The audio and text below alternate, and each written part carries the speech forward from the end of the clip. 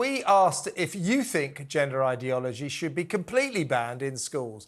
And Tom has rung in. He's on the line now. Hello, Tom. What is your view on this? Hi, team. Back in April 2016, a letter was sent by the Brighton and Hove City Council to the parents of 4-year-old children due to start school. The letter asked that the children be allowed to choose the gender they're most identified with. When was this, Tom? When was this?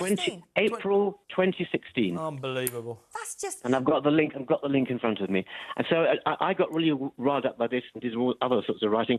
And eventually in September 2017, I wrote to the then Secretary of State for Education, who had this in her brief, basically going through the whole issue, just how dreadful I thought it was that children were being subject to completely illegal social experimentation with no consent, no informed consent, nothing.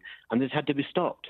I got no answer, of course. Oh, my God. And then I copied the letter to John Humphreys of the Today programme, who was near retirement, and a week later was when interviewed by him.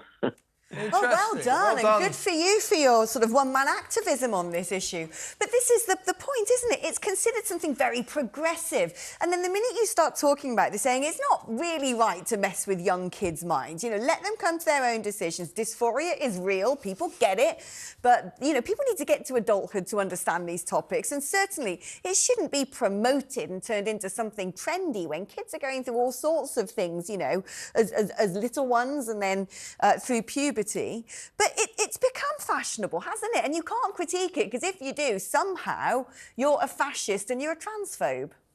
In August 2016, the American College of Pediatricians published a position statement entitled "Gender Ideology Harms Children." It states, the American College of Pediatricians urges educators and legislators to reject all policies that condition children to accept as normal a life of chemical and surgical impersonation of the opposite sex. Facts, not ideology, determine reality. That was again in 2016, the American College of Pediatricians. I've tried to follow the link, but the link has disappeared. It won't open. So maybe they've backtracked. Who knows? I'll tell you what, Tom, I mean, when I was at school, admittedly a few years ago, it was back in the 19th century, we used to learn things about maths and English and history. So what I'm going to ask you is what we've been asking our viewers all day, is do you believe that gender ideology should be banned from classrooms altogether? I think it's child abuse. In state-instituted child abuse, it must be completely banned. And that's what I've told John Humphreys, and I've been saying so ever since. And all the various... I've been to meetings in Parliament and other places like that, going on, saying the same thing. It should be absolutely banned. It's completely... it's wicked. It's an ideology from the... A lot of people think so. I agree. Tom, you're a brilliant man. Thank you so much for all the hard work you're doing in safeguarding children. We need more Toms. Excellent call. Yeah, really.